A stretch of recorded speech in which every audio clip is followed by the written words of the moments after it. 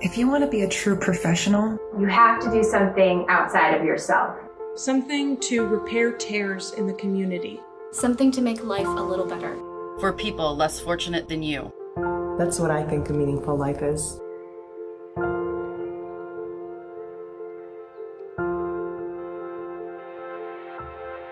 One lives not just for oneself, but for one's community.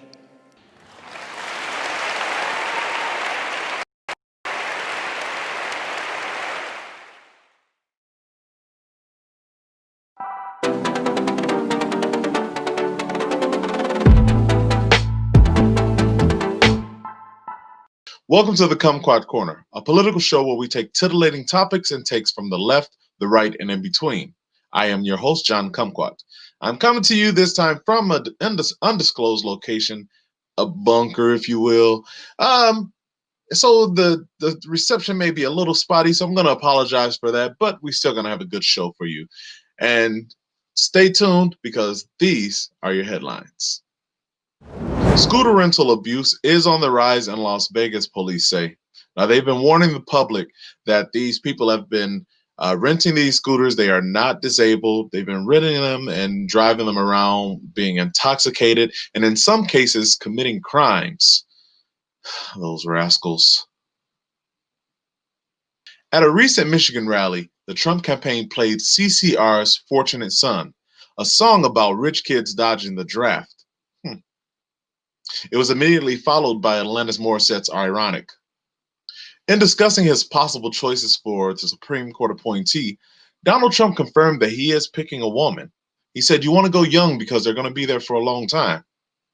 Sounds like he's taking the advice of his buddy Epstein.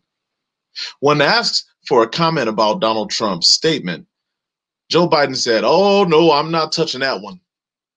Okay, maybe just a little bit. People are flocking to ugly produce during this pandemic. Imperfect Foods, a leader in the ugly fruits and vegetables market, has seen subscriptions double during this pandemic. One recent subscriber said, "The ugly ones are more grateful, and they let you do weird stuff with them." To mark the 400-year anniversary of the voyage of the Mayflower, a new ship has been launched to retrace the journey. This time it will be unmanned and it will be guided by artificial intelligence. Upon landing in Plymouth, Massachusetts, the historical reenactment will continue when it massacres everyone it encounters. The world's oldest animal sperm has been discovered in a piece of 100-million-year-old amber. Even prehistoric ambers were easy. Hurricane Sally is already the 7th hurricane of an extremely active 2020 hurricane season. Moisture enthusiast Cardi B recently commented on the activity saying, "Damn, that's some wet-ass cumulonimbus."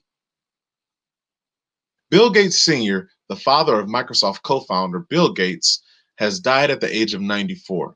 After turning the life support off and then back on, a disappointed Bill Gates was heard to say, "That usually works." And finally, a Florida teacher is reminding parents to not smoke big joints during their kids' virtual learning classes. Meanwhile, a Florida nerd is thanking his joint smoking parents for making him look cool. We'll be right back with our first guest.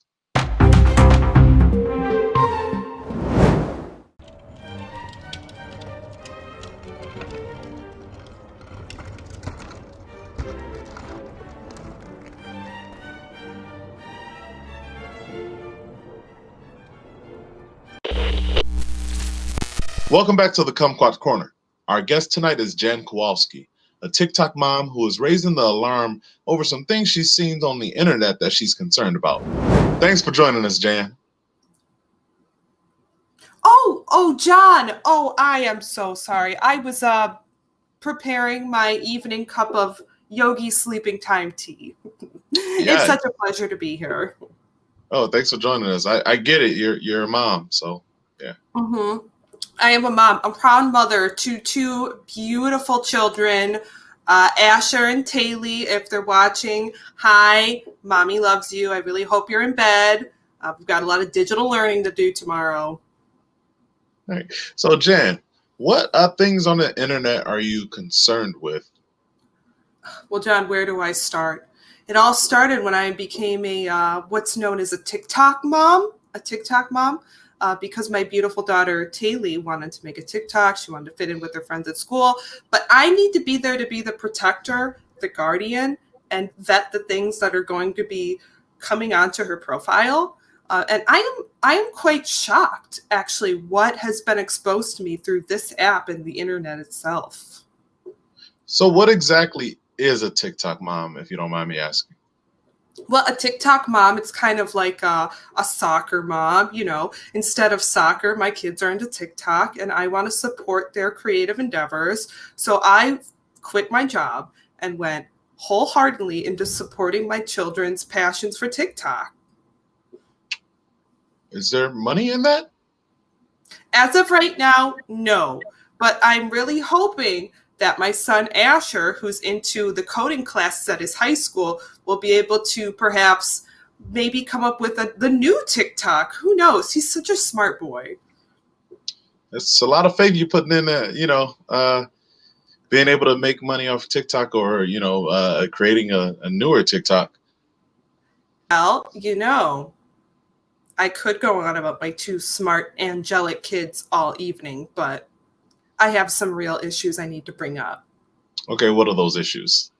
Well, John, do I understand that there happens to be a lot going on, as in a global pandemic, an impending recession, just numerous other problems, the issues going on with the U.S. mail. We're all aware that those are things that are happening, right? Yeah, absolutely. But I am here to say that I am more concerned about one thing that absolutely is much more important than all of these other issues that they are just putting in front of our faces, just so that we ignore what's going on behind our backs. And what is that? Well, I stumbled upon a secret elite group of people on the internet. And now I may consider myself one of them. I'm going to cue you in on who they are. Get it? Cue you in. I see what you did there. So you're into that, correct? Mm-hmm. And you like full like hook, line, and sinker? Oh, absolutely. Absolutely. Now, you're probably wondering what that has to do with TikTok, but I will say I was not someone who used the internet before my kids got on TikTok. And so TikTok was kind of my way into the internet. And through various different videos, I went down a rabbit hole, which then led to videos on a channel called YouTube, all of these YouTube videos. There's so many informative things about what's going on in the world from these QAnon people. And then from there, I was then taken to another website. Maybe you've heard of it. It's for very underground smart people. 4chan. 4chan? That's where I'm getting all my information now. So, I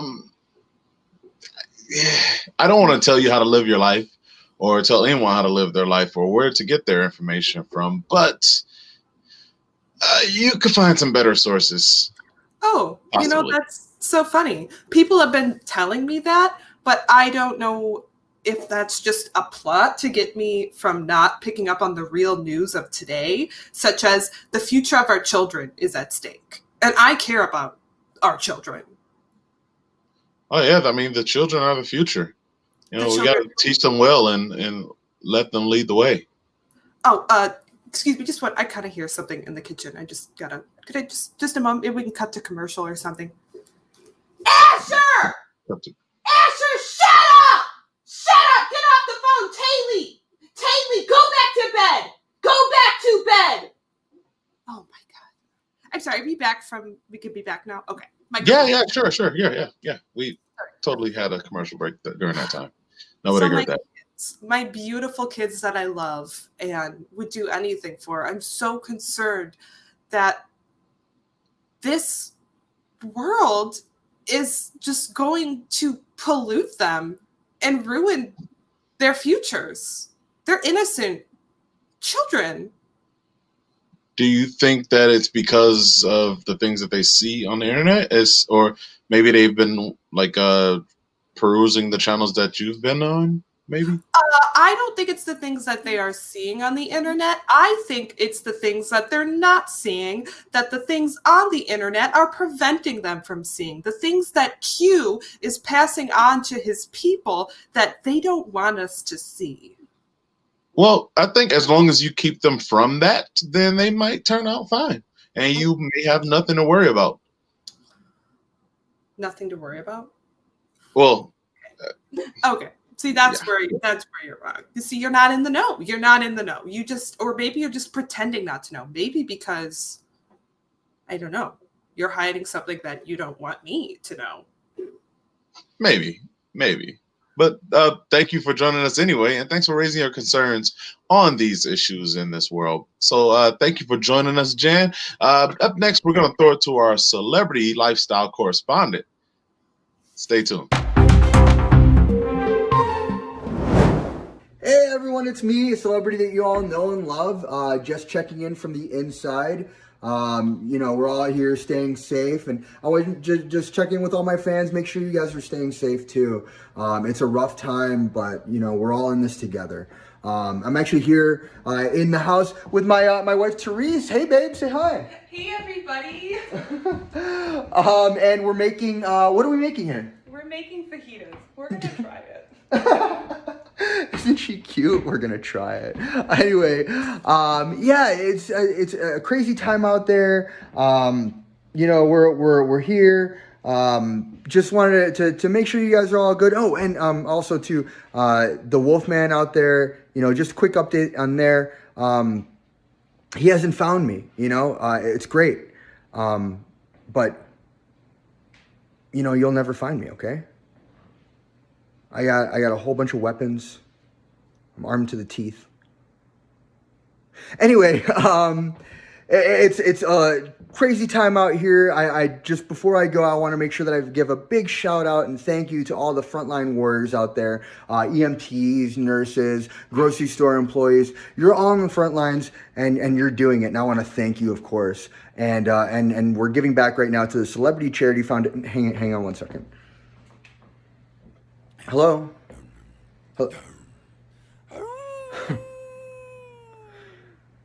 It's Wolfman.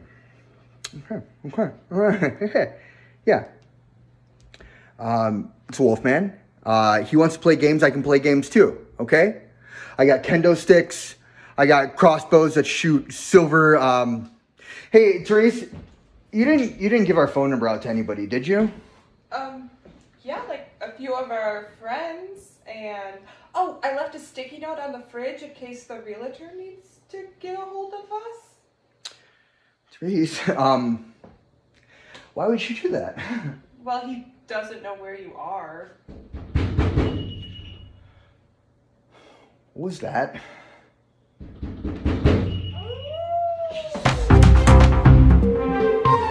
Welcome back to the Kumquat Corner. Now, each episode, we bring on a panel of pundits to debate today's most titillating topics. Tonight, we have on Karen Southby, who is a frequent guest on the pod. She's a grandmother and a PTA president. Hello, how are you doing, John? Good to see you, Karen. Next up, we have Chad Chapsky, who is a concerned father. Hi, John. Thanks for having me on. Thanks for being here, Chad. And then finally, we have Coach Collins, who is an honorary football coach and a Romance language teacher. Hola. All right. So our first topic is mail-in ballots. Now, with Election Day drawing nearer, it's time to make a plan for your vote, whether it's going to be in person or mail-in. Now, Democrats are encouraging people to mail in their votes because of concern of COVID and everything. And while the Republicans are raising an alarm about potential widespread voter fraud. So where do you stand on this? Are you for or against mail-in voting? We'll start with you, Karen. Oh, I absolutely love the post office. Back in my day, we had the most lovely postman. His name was Kevin Costner, and he'd go to any lengths to deliver our mail for us. So I think it's a good idea for all of us old farts, as they say, that we should be mailing in our votes if you can't make it out yourself. And if you do go out, wear a goddamn mask. Kevin Costner, interesting. Chad, your thoughts? Yeah. I think it's a real bad idea. Personally, I love walking through my old high school halls. All the memories, all the good times. And then I usually see some people I know while I'm out. And, I like to know that my son, Bradwick, hello, Bradwick, who's probably watching this right now. I just want him to know that I'm leaving and doing my democratic duty, and I'll be home when I'm home. Okay. Coach Collins, is that your first name, or are we calling you Coach, or what's? Well, no, Coach is my first name.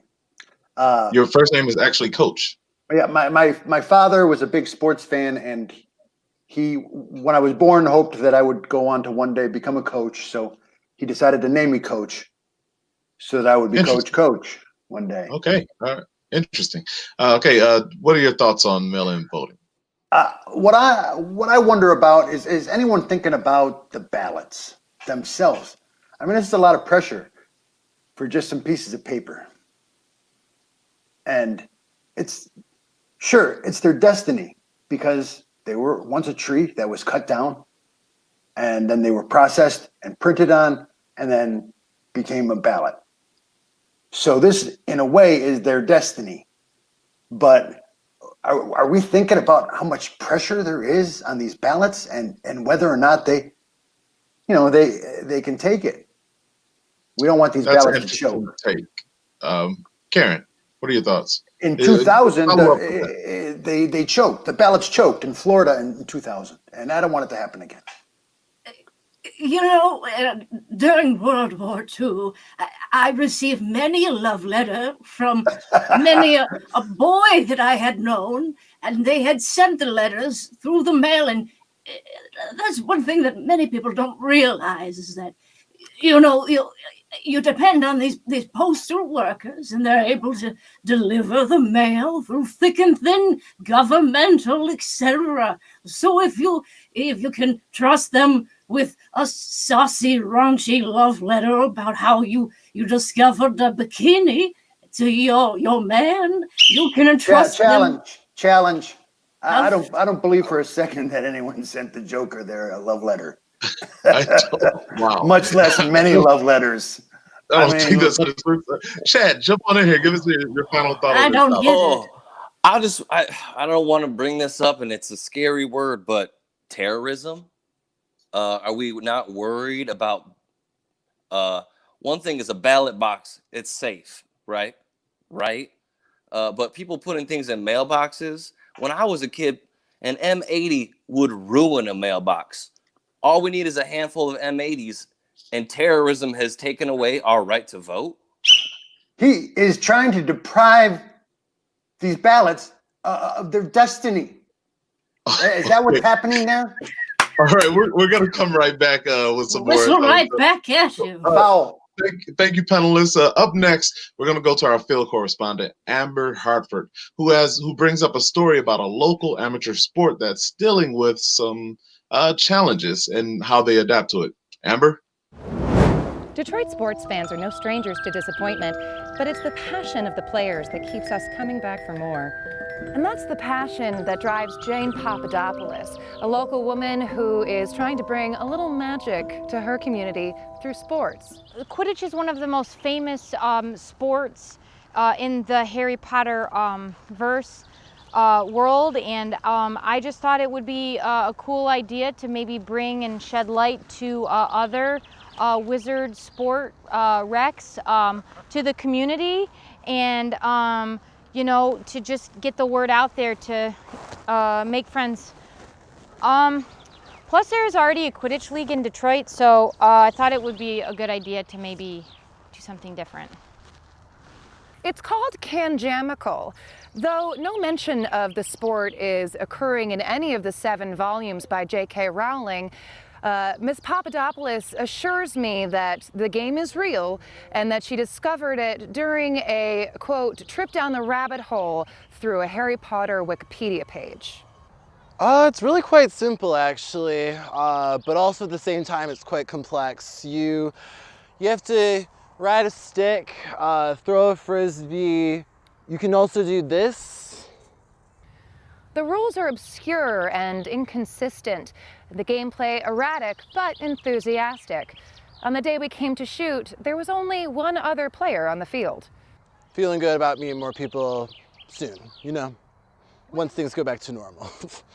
So how do you respond to the recent controversy with J.K. Rowling being called a, quote, trans-exclusionary radical feminist? Well, I don't think it's very nice, and I don't think that that's appropriate for our league. So while she created a good universe, I think we need to keep it separated, and that's why I made my own sport. A global pandemic and an author seemingly determined to destroy her own legacy. Either one alone could have sent a lesser community rec league reeling, but Papadopoulos' Kanjamical League is still going strong. Well, maybe not strong, but still going, plodding along, refusing to fail, just like a true Detroit sports team. Welcome back to the Kumquat Corner. We're here with our panel of pundits, Karen Southby, Chad Chapsky, and Coach Collins. Now, our next topic is the 2020 football season has begun, and the NFL still plans to play its full 16-game schedule as originally scheduled. College football, the Big Ten and the Big 12 have all confirmed that they will be playing some form of a season this year, starting later in the fall. Now, are you concerned that football is back, or are you happy that football is back? Give us your takes on this. Do you think that they're moving too fast? Are you still concerned about COVID, or are you just happy that we have some sports to distract us from things that are going on in the world? I'll start with you, Coach Collins. What are your thoughts? Well, as the honorary coach of the football team, you would think that I would be in favor of this. I'm honorary coach because I don't really know about football. I never really learned the strategies or even the rules. But here's the thing I know. The players going to play. Okay. Chad, your thoughts? Well, I'm a concerned father. And I say let the kids play. My boy Bradwick, he loves the game. It's an American pastime. For him to get out there and do what all American boys get to do, that's just part of growing up. And, I like it when he knocks his helmet around for a couple hours at practice with his buddies. Then he comes home and he's so mellow. Well, that's a bonus for you. Karen, your thoughts? I absolutely love football. Back in the day in high school, I was a cheerleader, and sometimes I would help out the medical person on hand because whenever someone got a shin splint, they'd say, "Oh, Karen, she's good at rubbing one out," and then I'd spit on my hands and rub them together. All right, okay. All right. Are you concerned at all, Coach Collins? Are you concerned at all with the COVID risks? They're testing all the players with rapid tests, but are you concerned at all about COVID? Well, I think there's a lot to be concerned about. But here's the thing: what these kids don't understand is that you don't have to be seen to be good. There are many flowers, beautiful, colorful flowers that bloom in the desert that nobody ever sees them, but they still smell good. Okay, Chad. Yeah. I'm a concerned father. I know you. I understand. You know this about me, John. So when I think about the football season, I just think kids. They're wearing pads. They're wearing helmets. They're wearing protective gear. What's one more little mask under there? Is that going to keep them safe? Let the kids smash their helmets together, have a good time. They're going to be fine. They're kids. All right, Karen, are you concerned at all with the mask wearing or COVID testing? In this case, I think it's all to do with the school system and the coaches. I know if my uncle, Craig T. Nelson, was still alive, he'd be telling the Minnesota State University Screaming Eagles, we got this one in the back. And then Dauber, his assistant coach, would say something hilarious. He was always good for a joke. But they would tell the players, be careful of the COVID, watch out for each other, make sure not to cry or spit on one another. Always good to have you here, Karen. Let's get a final thought on this topic here. Final thought, Coach Collins. I found myself wondering these both topics. Is that woman a zombie? All right, Chad, your final thought. That's my final thought. That was my most frequent thought.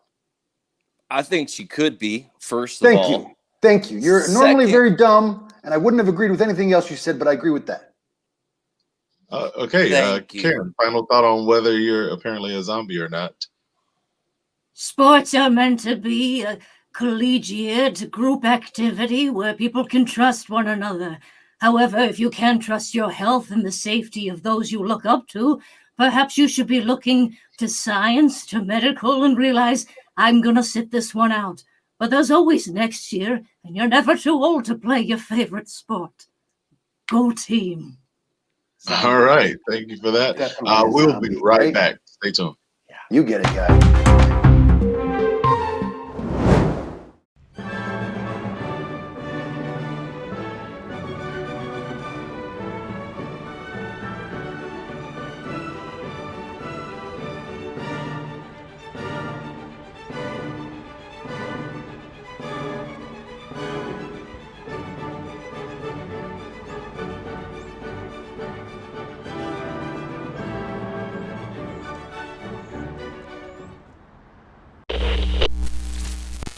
Let's get into our final debate topic.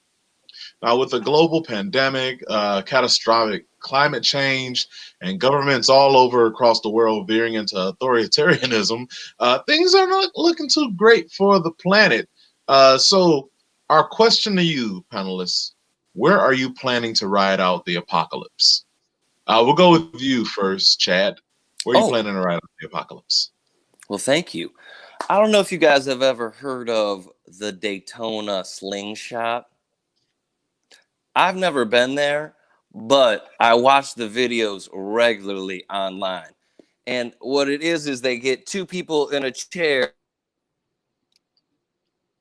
and then they tease about when it's going to launch and then they rocket you up into the air. So as a concerned father, I think it would be really great to spend my last few days with my son rocketing up and down in that chair. And if my ex-wife Lorraine wants to come too, she's welcome. Now that won't, I don't think that lasts too long. The apocalypse could possibly last a lot longer than that slingshot does. Karen, where do you plan on riding out the apocalypse if you're still around? Well, during this COVID, I've been staying with my daughter Sophia. She likes to go by Sophie, but not in my house. Anyways, I'm here in Evanston, Illinois, visiting my grandson, and I guess I'll be riding this bitch out here in this wonderful 2-story home, and our currency will be early 90s McDonald's Beanie Babies that apparently my grandson has kept all this time. You don't know how wonderful it is to see beautiful gifts you give your grandchildren and they save them for you. Okay. Coach, where you plan on riding out this apocalypse? Well, I'm actually in a situation where I'm lucky enough where I think I'm going to be able to live after the apocalypse, the same place that I've been living, which is a tent on the roof of good old Warren G. Hardy High School. Got some plants growing up there. I got seeds. Seeds are important. You're gonna need seeds. Well, you know, you got grandchildren, lady. You know, seeds are everything. The seeds of your loins grow into these beautiful animals. And they even keep the the larger size Beanie Babies that you got from Mackinac Island in '99. Chat, save us here. Yeah, my son, as a concerned father, I think children should have toys, but there's a point when they need to put them away and stop playing with them and come with their father to the Daytona slingshot. So your plan is just to go up and down on a slingshot for the rest of the apocalypse, huh? As long as I can stomach it, yes. All right, and so, Coach, you're going to be up in a tent. How's the agriculture up there? Are you going to be able to grow things in this apocalypse? Yeah, I've been little by little taking big pots up there and filling them with dirt. I got a little rain collections system up there, even a shower. Collects into a big bucket, the rain, and then I just squirt myself down. Works good. Are you showering on the high school roof? Yeah. And everything up there. I shower, I cook, I entertain the ladies. Oh my, okay. Karen, have you ever been entertained on a roof? Oh, I've been entertained so many places. I don't beat around the bush, and yet I do. That's what you gotta do. You know, sometimes you just need a little bit of happiness. This is a hippopotamus, and its name is Happy. Sometimes you just need to look back on your life and realize what you lost there. Spare us I was actually really close to inviting you up to the roof to bone you, but then you started talking about the Beanie Babies again. Hell, fuck the Beanie Babies. Let's all right, get now we're talking. All right. So you're open to change. That's great. Oh yeah. Oh, okay. Oh, thank you, panel. Thank you guys for being here. But before we wrap up, let's check in one more time with our celebrity lifestyle correspondent. It's the Wolfman. He found us. How did he find us? I need my Copus. Therese, where's my Copus? Where's my Copus? I don't know. I might have left it in the mailbox because I needed to forward some mail, and I don't even know what a Clovis is. Stop yelling at me. No, it's my big fat Greek knife, Therese. Where is it? It's in the laundry room with the other crap. Okay. Go, kids, go. Therese, go. I'll stall him. Oh, crap.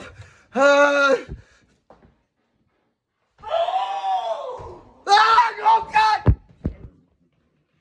Why won't somebody stop the Wolfman?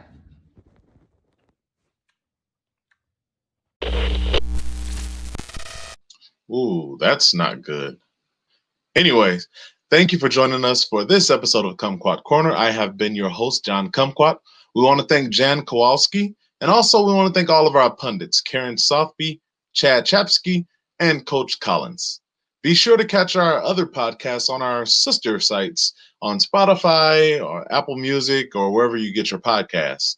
And be sure to join us next time on October 8th for more of the Kumquat Corner.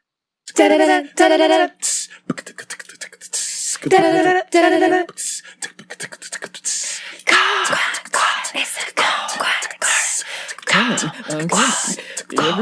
coming to the Everybody's coming to the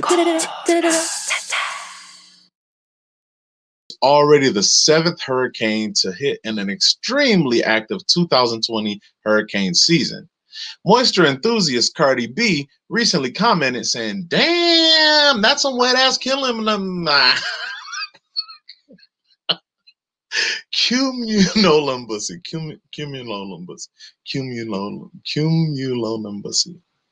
Cumulonimbus.